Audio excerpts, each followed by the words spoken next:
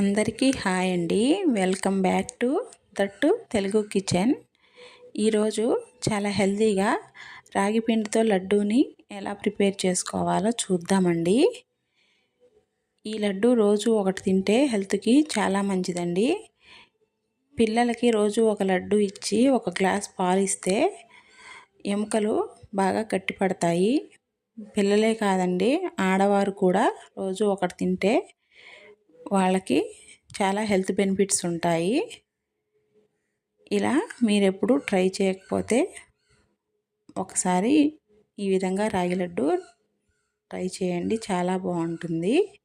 ఈ లడ్డు కోసం ముందుగా స్టవ్ మీద కళాయి పెట్టుకొని అందులో 2 స్పూన్ల నెయ్యి వేసుకొని సన్నగా కట్ చేసిన జీడిపప్పుని బాదం పప్పుని వేసి ఇలా కలుపుతూ లైట్ గోల్డెన్ బ్రౌన్ కలర్ వచ్చే వరకు వేయించుకోవాలండి. ఇలా కలర్ వచ్చిన తర్వాత వీటిని పక్కకు తీసుకోవాలి. ఇప్పుడు మనం ఒక గిన్నెతో గిన్నెడు రాగి పిండి తీసుకున్నామండి. ఇలా తీసుకున్న రాగి పిండిని కళాయిలో ఇంకొంచెం నెయ్యి వేసుకొని ఆ పిండి పోసుకొని మంటని లో ఫ్లేమ్లో పెట్టుకొని పిండిని వేయించుకోవాలండి. ఇలా మంటని బాగా లో ఫ్లేమ్లో పెట్టుకొని మాత్రమే వేయించుకోవాలి. అప్పుడే లడ్డూకి మంచి టేస్ట్ వస్తుందండి. ఇలా కలుపుతూ వేయించుకోవాలి.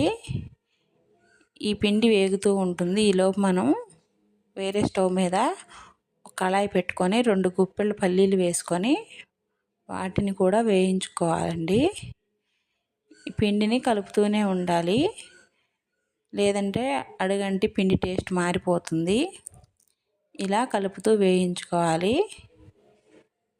ఇప్పుడు పల్లీలు మనకి వేగిపోయాయి. ఇవి కొంచెం చల్లారిన తర్వాత ఒక రోట్లో వేసుకొని కచ్చాపచ్చాగా దంచుకోవాలండి. కావాలంటే మీరు మిక్సీ పట్టుకోవచ్చు, నేను రోట్లో వేసుకొని దంచుకున్నాను. ఇలా దంచుకోవాలి. ఇలా దంచుకొని ఈ పల్లీ పొడిని పక్కన పెట్టుకోండి. ఇప్పుడు రాగి పిండి వేగిపోయింది. దీన్ని కూడా స్టవ్ ఆఫ్ చేసి పక్కన పెట్టుకుందాము. ఇప్పుడు పల్లీలు వేయించిన కళాయిలో ఒక గిన్నె రాగి పిండికి 3/4 గిన్నె బెల్లం తీసుకున్నానండి. ఇప్పుడు ఆ కళాయిలో వేసుకొని అందులో 1/4 కప్పు వాటర్ పోసుకోవాలి. పోసి బెల్లం అంతా కరిగేలాగా తిప్పుకుంటూ కరిగించుకోవాలండి. ఇలా కరిగి మనకి ఒక 2 ఉడుకులు వస్తే చాలండి, మనకి ఏ పాకం అవసరం లేదు. ఇలా బెల్లం పాకాన్ని రెడీ చేసుకోవాలి. ఇప్పుడు మనకి బెల్లం పాకం రెడీ అయింది.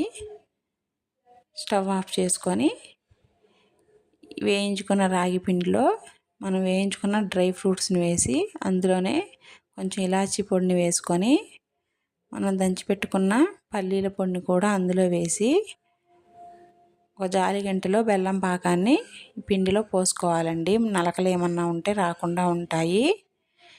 మొత్తం ఒక్కసారే పోయకుండా నేను 2 సార్లు పోసుకున్నానండి బెల్లం పాకం. అలా పోసుకోండి, అప్పుడే మంచిగా కలుస్తుంది. ఇలా పోసుకొని గంటెతో కలుపుకోండి, మనకి చెయ్యి కాలకుండా ఉంటుంది. ఇలా మొత్తం కలిసేలాగా కలుపుకోవాలి. ఇలా మొత్తం కలిసిన తర్వాత అందులో ఒక 2 స్పూన్లు నెయ్యి వేసుకోవాలండి. మనకి నెయ్యి కూడా ఎక్కువ పట్టదు, కొంచెం ఆ ఫ్లేవర్ కోసం నెయ్యి వేసుకుంటే బాగుంటుంది.